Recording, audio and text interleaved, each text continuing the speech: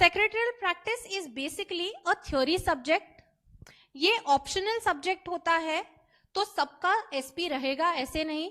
बहुत से कॉलेजेस में ये सब्जेक्ट मैथ्स को ऑप्शन के फॉर्म में आता है. Okay, so this is a purely theoretical subject. Now what is actually covered in this subject, या what is actually covered in your syllabus? So whenever there are corporate organizations working around us, say there are companies, okay, तो companies कैसे चल रही है, वो अपने सब rules and रेग्युलेशंस follow कर रही है कि नहीं, त्यांना जे जे ड्युटीज दिल्या ते प्रॉपरली परफॉर्म करतायत की नाही, ह्याच्यावर चेक ठेवायला. To check this an act is formed. So that act is called as the Indian Companies Act. So Indian Companies Act ही तुम्हाला इन डेप्थ स्टडीला असते in your curriculum for CA, CS, law etcetera. Okay, so you have this detailed act for your further studies, but for that a base needs to be created. So that base is created in the subject of secretarial practice. It is a very interesting subject, कारण ह्याच्यात खूप नवीन नवीन concepts येतात, terminologies येतात, which you really need to understand, and you may develop a liking for this subject if you actually study it with proper focus. Okay, so let us start today with the introductory part of your secretarial practice subject, which we commonly call as SP for your 12th standard HSC board. So let us have a look at the index, what all is covered in this subject. अभी इस subject में जो है उसके contents जो है, अंदर के जो कंटेंट्स है, डिटेलिंग है, उसमें बहुत चेंजेस नहीं हुए हैं. मतलब आपका जो ओल्ड सिलेबस था उसके साथ ही ये एसपी के अभी के लेसन्स भी मैच कर रहे हैं. द डिफरेंस इज उसके नाम थोड़े थोड़े बदल गए हैं, या उसका अरेंजमेंट अंदर का जो कंटेंट का है वो थोड़ा बदल गया है, बट बाकी कोई मेजर चेंजेस एसपी के सिलेबस में नहीं आए हैं. बहुत सारी चीजें हैं जो लास्ट टाइम के सिलेबस से वैसी की वैसी ली हुई है. Okay, so major changes secretarial practice में नहीं आए हैं. Just the name of the chapters have change, so थोड़ा ऐसे हो सकता है कि अलग लग रहा हो. Okay, so firstly, the first chapter which you have is Introduction to Corporate Finance. Introduction to Corporate Finance में अभी क्या बोला गया होगा? What is basically corporate finance? तो corporate finance is the finance which is required by corporate sector और corporate companies हो गए या कोई भी corporate body.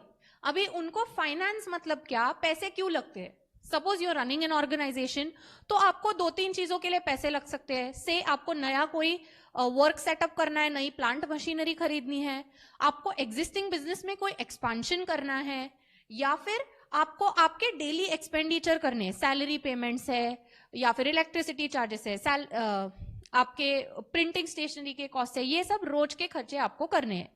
तो इसके लिए अलग अलग टाइप का आपको फाइनेंस लगता है.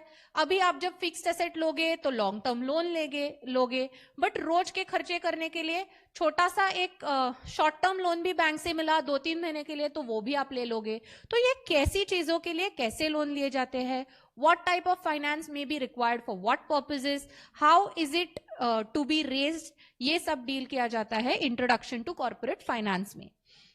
Next chapter which you have is sources of corporate finance.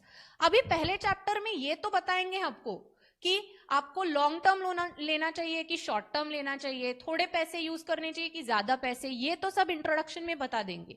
But अभी एक्चुअली सोर्सेस क्या होते हैं कॉर्पोरेट फाइनेंस के, अभी आपको प्राइमली नीचे भी दिख रहा होगा आपको कौन से सोर्सेस के साथ डील करना है.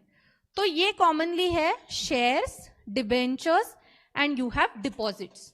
अभी सोर्सेस ये वर्ड से आपको क्या समझ रहा है? सोर्सेस मतलब ये कॉर्पोरेट एंटिटी को या कंपनी को पैसे कहां से आएंगे.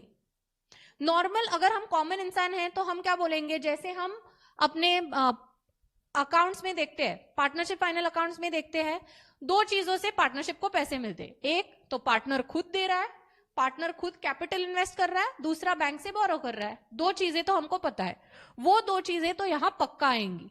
एक खुद का कैपिटल रहेगा और दूसरा बैंक से बोरो किया हुआ. तो बैंक लोन तो एक सोर्स ऑफ फाइनेंस हो गया. अभी खुद का कैपिटल मतलब क्या, तो जैसे पार्टनरशिप या सोल ट्रेडिंग कंसर्न में होता है, that the people are investing their own money into the business, they are investing capital into the business, वैसे कंपनी के केस में क्या होता है, कंपनी लोगों से ही कैपिटल जनरेट करती है। लोगों से मतलब क्या, वो लोगों को बोलती है कि अगर आपको हमारे कंपनी के ओनर बनना है तो आप हमको थोड़े थोड़े थोड़े पैसे दे दीजिए, हम आपको कंपनी के शेयर्स दे देंगे। तो what do the shares of any company symbolize? The shares of any company symbolize that you are the owner of that company. Means you invest money into that company and you get the shares of that company in exchange. So that makes you the owners of that company. So जो capital होता है corporate कोई भी entity में या company में, that is from the shareholders. Okay? So shareholders अपना पैसा देते हैं और कंपनी उनको क्या देता है, शेयर सर्टिफिकेट। ओके, आप कॉमन एक एग्जांपल दो, आपको आसानी से समझ जाएगा। से आपको एक फिक्स डिपॉजिट रिसीट बनानी थी बैंक में। Okay, so you went to the bank, you deposited some से 50,000 rupees into the bank and you told the bank that you want to make a fix deposit receipt. The banker accepted your amount, entered it under your name, put it into the bank and it gave you a receipt. The banker gave you a receipt. Banker ने अभी आपको receipt दिया, वो क्या हो गया, वो एक इंस्ट्रूमेंट बन गया।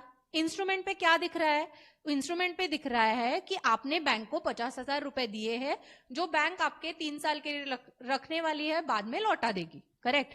सो it is an evidence that you have invested money in the bank and bank is going to return that money. ये सिमिलर एविडेंसेस होते हैं, ये 3 टाइप के डॉक्यूमेंट जो है शेयर्स, डिबेंचर, डिपॉजिट। आप जब जब कोई कंपनी में इन्वेस्ट करते हो, if you want to buy shares of the company, आपको पैसे इन्वेस्ट करने हैं, कंपनी आपको शेयर्स दे देगी। सिमिलरली है डिबेंचर्स, आपको कंपनी के अगर डिबेंचर्स लेने हैं, आपको उनको पैसे देने पड़ते हैं, वो आपको एक इंस्ट्रूमेंट देगी, debenture certificate. Okay, similarly deposit, आपको कंपनी डिपॉजिट लेना है तो आपको पैसे डालने पड़ेंगे, कंपनी आपको क्या देगी, डिपॉजिट रिसीट दे देगी। बट इनमें तीनों में एक मेन डिफरेंस रहता है। वो मेन डिफरेंस क्या रहता है, whenever you buy the shares of any company, you become the owners of that particular company. Whereas whenever you buy the debentures and deposits of any company, you become creditors. Creditors मतलब क्या, this is like a loan, this is a borrowed fund.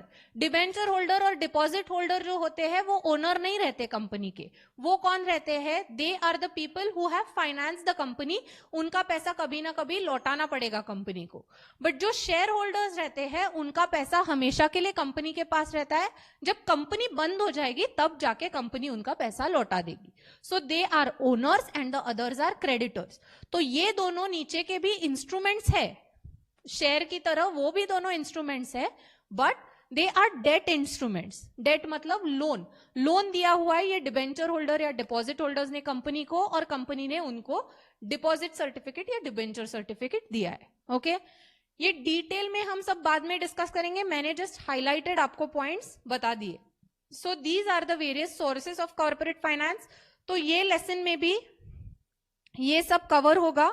Okay, अभी ये lesson का importance क्यों है, क्योंकि ये lesson से आपको बड़े क्वेश्चन जो होते हैं से 10 मार्क्स के वो आ सकते हैं, क्योंकि इसमें डिटेल में एक्सप्लेनेशन दिया हुआ है कि शेयर क्या होता है, उसके फीचर्स कैसे होते हैं, डिबेंचर्स क्या होते हैं, कितने टाइप्स के शेयर्स रहते हैं, ये सब डिटेलिंग दिया गया है इस सेकेंड चैप्टर में। उसके ऊपर आपको 10 मार्क्स का बड़ा क्वेश्चन आ जाएगा। Okay, next 3 chapters are issue of shares, issue of debentures, deposits. Again issue of deposits इसमें इंक्लूडेड है। तो इशू मतलब क्या, जैसे मैंने बोला कंपनी को जब पैसे चाहिए तो वो लोगों से डिमांड करती है कि come and buy the debentures of our company, we will give you debentures, you give us money. तो ये इशू का प्रोसेस जो है वो कैसे होता है, उसमें क्या क्या प्रोसीजर्स करने पड़ते हैं, ये सब आप ये 3 लेसन्स में देखोगे। अभी अगले 3 लेसन्स जो है वो लेटर राइटिंग के ऊपर है। तो ये भी बहुत एक इंपॉर्टेंट पार्ट बन जाता है आपके सिलेबस का। आपने 11th स्टैंडर्ड में भी किया होगा, you have to deal with correspondence. Correspondence is letters.